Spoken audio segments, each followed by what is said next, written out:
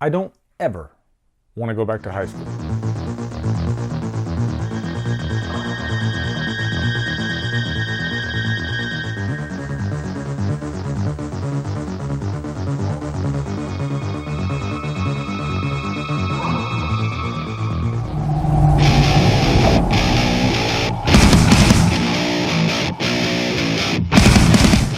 The Rage, Carrie 2 stars Emily Bergle, Jason London, and is directed by Kat Shea. So what's up, guys? Welcome to the second episode of VHS Reviews. If you missed the first episode, be sure to check it out. It was on Splatter University. That was the first episode. Had a lot of fun doing that one. And if you check that out, you'll see it's a little different than my normal reviews because I mixed in a lot of footage from my actual Color Track 2000 here. But today we're going to be doing The Rage, Carrie 2. Also, I will put an Amazon affiliate link in the info box below, so that way you can go and buy or rent The Rage, Carrie 2 if you so desire. And like Splatter University, I have never seen Carrie 2. And as a matter of fact, quick shout out, Jason Hamilton actually sent me this VHS along with some other goodies a couple months ago. So I've been meaning to get around to actually reviewing this one. But I've always been a big fan of characters with telekinetic powers. Love the first Carrie, a masterpiece directed by Brian De Palma.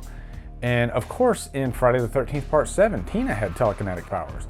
And that's one of my favorite sequels of that franchise. But this one has very similar beats to the first Carrie. It takes place in high school, and it really highlights all the struggles that I guess different sects of high school go through. You know, it seems like the jocks are always at the top of the hill, and then everybody below kind of suffers, especially the nerdy types, or I guess eccentric types. But one thing to note is The Rage Carrie 2 actually came out a month before Columbine. And if you're not familiar with Columbine, that was a shooting that happened in Littleton, Colorado.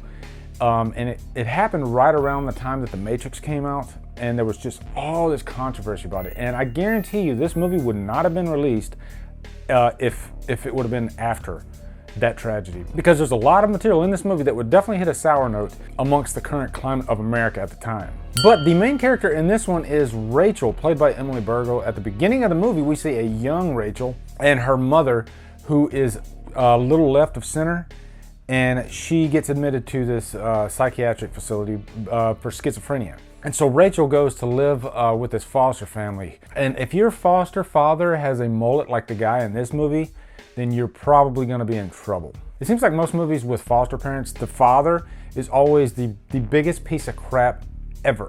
Terminator 2 is a great example. But Rachel's best friend, Lisa, played by Mina Suvari, you might remember from American Pie, she is dating Eric. And Eric is a high school jock, just completely stereotypical type of person that we see in movies, especially around the 90s and early 2000s. These jock douchebags, they're basically keeping score. That's what they're doing.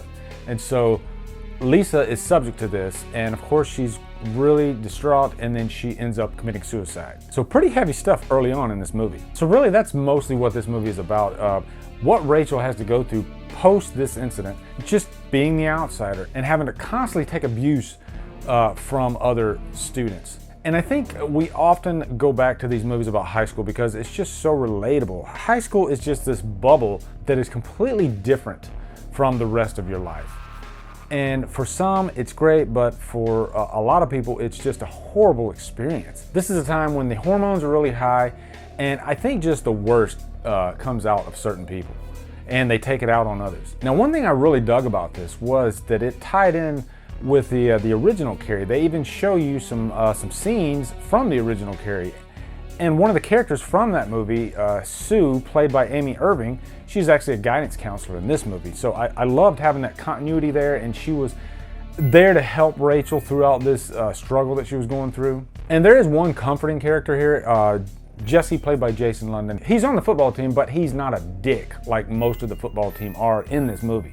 And you might remember Jason London from Dazed and Confused. He was one of those actors that was really coming up, you know, in the 90s, and then he just kind of withered away, I guess. I'm not gonna lie, the one thing I loved the most about this movie was the third act, the party. This is where the filmmakers really just went for broke. This is what you want in a Carrie type of film. You know, I guess you could call it the Carrie out. But as far as like, you know, Carnage Candy goes, it was pretty mild up until this point. But then it's like the fire hose was just fully open, and carnage candy galore. It's a really fun scene actually, and it really, to be honest, it saved the movie for me. And that's a good segue into the cons of The Rage Carrie 2. Now, when it comes to high school characters, now you can start out with a template to divide all your different types of people in high school. And then as a writer, you could probably go from there, maybe flesh out the character a little bit more.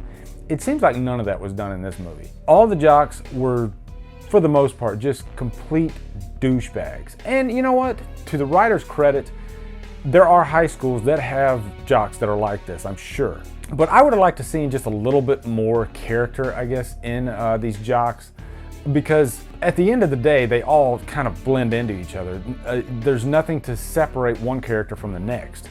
The only one that stood out to me was Jason London, just because he was a different type of person though. But all the rest of them, they just are really meatheads. That's what they are. And also this movie, it's got some bad parts in it. It's pretty forgettable actually, up until the party. The party really saves it. Now the one thing I enjoyed the most about this, thankfully, was Emily Bergle, who played Rachel.